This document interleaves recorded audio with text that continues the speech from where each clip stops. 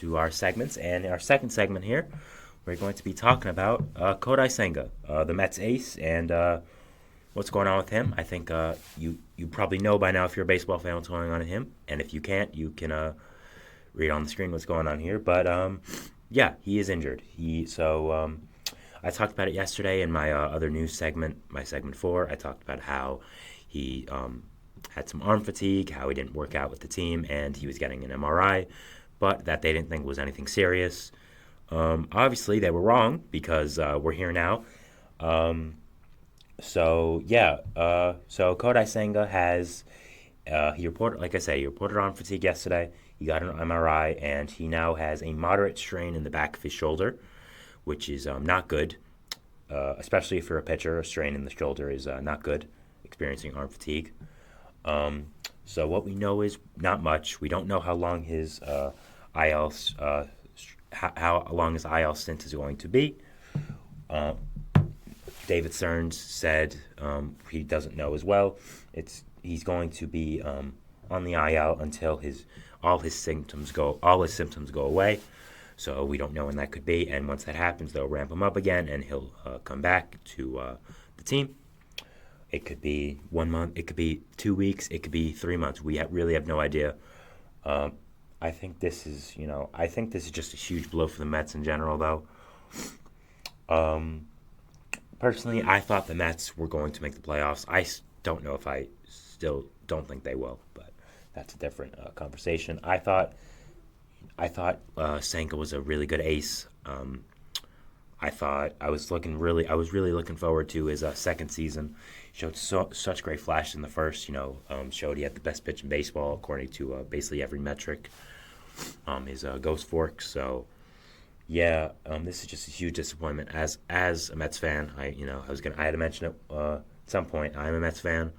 I'm not surprised about this because things just don't seem to go our way ever. So it's very disappointing. It's a huge blow to the Mets. You look at that pitching staff right now. You have Jose Quintana, who is probably going to slide in as the ace, quote unquote. You have Luis Severino, Sean Manaea, Adrian Hauser. Those are the other guys. So when I was looking at the Mets rotation, going into the year, I thought, okay, this is a rotation that's either going to be top 5 or bottom 5. I thought the ceiling was very, very high, and I thought the floor was very, very low. I thought you had a lot of risks for every pitcher, which we're seeing now have come to fruition, but I thought they all had a lot of potential. I thought Senga has a lot of injury risk. We are seeing that now that he does. I thought Severino had a lot of injury risk, but I thought if he can go back to his form, it can be such a big deal for the Mets and how that rotation is going to perform. Manaea, I loved what he did last year with the Giants in the second half when he added a new pitch to his repertoire. Had such good stats, had such improved stats. So I really loved that signing. I thought Adrian Hauser was a good, stable 5, man. Just a guy you can rely on for innings, but has a 4 ERA. Just that's all you really need from a 5 starter. And Jose Quintana, who was really good last year when he was healthy, but he wasn't healthy for a long time. You now look at that. You now look at guys. All these guys have to step up. Again, we don't know how long Senga's going to be out, but they have to step up. Looking at looking at internal candidates to fill Senga's spot in the rotation, you have Tyler McGill, Joey Lucchesi, you have Jose Butto. For Lucchesi, he's okay. He hasn't really shown much. I think he's been up a few times and had some good stretches, but I don't know if he's going to be up for a significant amount of time. And if he is, I don't know if he's going to string together a good amount of starts where he can be a major league pitcher.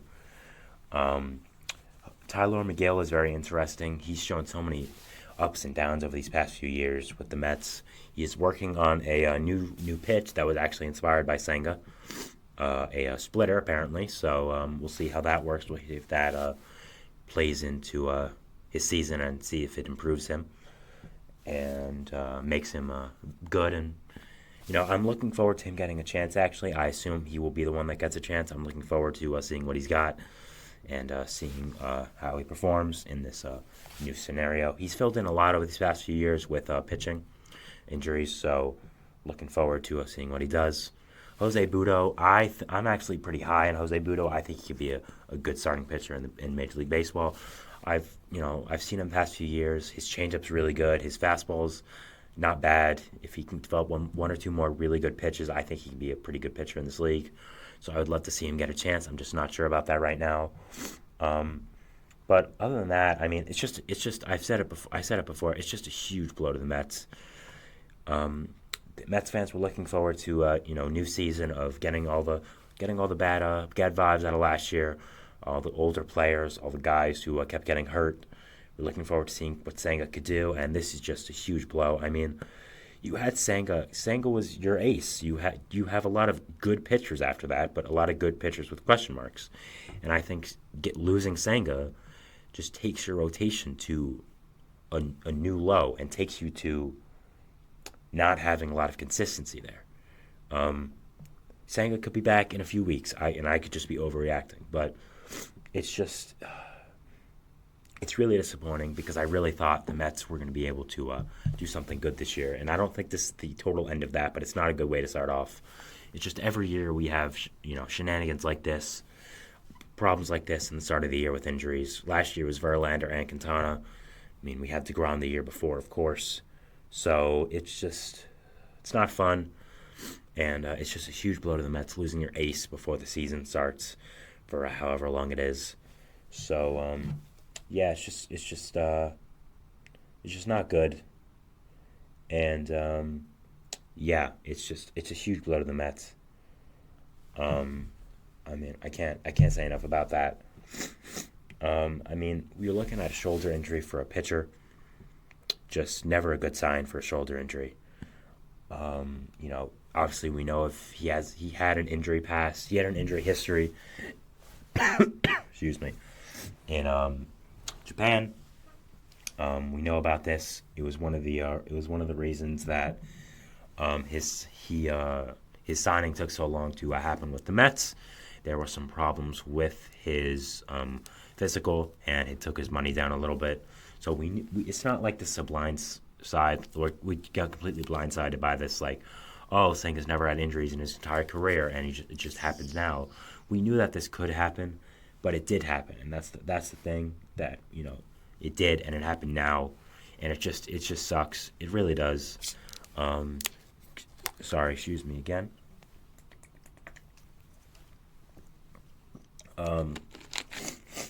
Yeah,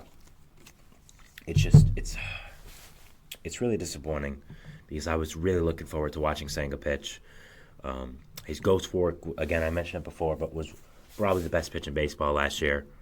I think you look at this Mets team and they're very mediocre. That's really all you can say about them. I think they have a high ceiling, but I'm not sure what their floor is. I think it could be really low. I think, again, their rotation is so hit or miss, and you're right now seeing some of the miss and why it could be that. But, if Severino can be back to what he was with the Yankees, maybe we got something cooking here. Maybe if Manaea can prove that his second half wasn't necessarily a fluke, or he can continue to build upon it, it could, make him a frontline starter for this team. Adrian Hauser, again, just a quality back-end guy. Jose Quintana, a good pitcher, but that's kind of it about it. So, yeah, I mean, the Mets team right now, this Mets team is definitely third in the NL East. I mean, with this injury, you could maybe even argue fourth. I don't think they're fourth, but you could argue it. Marlins obviously did add someone today, which we will definitely be talking about later in the show, so stay tuned for that. But yeah, this does not help our odds at all. It's really just it's really so sad what's been going on with the Mets and just what's happening with them. So yeah, I mean, just again, we expected injuries to happen. I expected Senga to get injured at some point in his MLB career, but when it does happen, it's not fun. And it's a big blow to the Mets. It really is. I think they're third in the NL East right now. I had them as the sixth seed in the NL, for the wild card behind the Diamondbacks and the Phillies. I think there are a lot of teams that are kind of on the same level as the Mets that can maybe jump up if Senga's injury is serious. Teams like the Padres, teams like the Giants, teams that I think are good, but I thought the Mets were a little bit better. But now, if Senga's actually hurt, those teams can definitely move up in the standings and take what I thought was the Mets 6 seed that was to lose. I think sorry about this. I'm gonna take another drink of my water, but then we'll talk about it.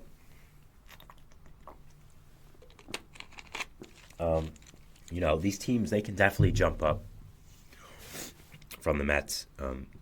Definitely take charge and kind of take the momentum away from the Mets that they had going into the season with a new manager, a new perspective, a new team that was looking excited to be Mets. Excited to try to sway the narrative away from the Mets of the old, the Mets that we saw last year. And I was looking forward to it as well. But I think this is just a step in the wrong direction. And it's not fun. But I think you now have to look at the guys I mentioned before that can step up and replace him in-house. Joey Lucchesi, Tyler McGill, Jose Butto, guys like that. They have to make a jump. They have to show why they want to stay in the major leagues if Senga is out for an extended amount of time. And I think this is a big trial for them to see if they're part of the future of not only the Mets but of Major League Baseball, and see if them being a consistent starter in major leagues is going to be for them in the future. So, sorry. I think another part of this just to look at is, are the Mets going to look for external help? There were some rumors that they could dip their toes back into the free agent market with the Senga injury, go after a guy they've been rumored in the past with, like Jordan Montgomery, maybe even sign a lesser guy like Michael Lorenzen to just fill in innings. Andy Martino of SNY reported that they are not going to do that this does not change that. I think that makes a lot of sense. I think it is the likely decision and the likely scenario that is going to happen. I think the Mets would like to add another starting pitcher. It's just they don't have the money. You may say, okay, it's Steve Cohen. He's worth billions and billions of dollars, one of the richest men in the world. Why can't he add another starting pitcher? It's just, with the luxury tax, it's double what it would be. So if we signed Montgomery to a $30 million contract, AAV or something like that, I don't think he'll get that high, but, just an example, it'll be $60 million. It'll be something like that. So it's just when looking at where the salary cap is, looking at the Cohen tax that was made for him to make sure he does not kind of exploit the rules and go higher and higher and higher, it doesn't make a lot of logistical sense for us to get another starting pitcher because of where we are in the money and paying a lot of players not only on our roster but on other rosters as well. Guys like Verlander, of course, Scherzer, even James McCann, who people might have forgotten about, playing for the Orioles, are basically for free right now.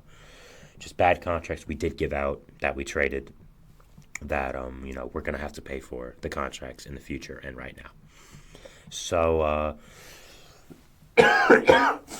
sorry if you can hear my coughing. I tried to do it away from the mic, but I'm sorry if you can hear it.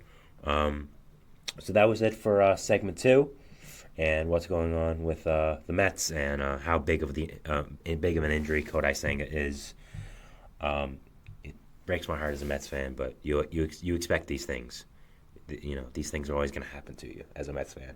Growing up in Queens and being a Mets fan my entire life, you expect these things to happen, and you know it's going to happen. So, that was our segment 2. We're going to go to a little break here. Before that, we're going to show segment 3, which is Mitch Keller. He got a big extension from the Pirates, kind of out of nowhere. We'll talk about it, and I'll give my thoughts on it. So, see you after the break, and see you then. So, thanks.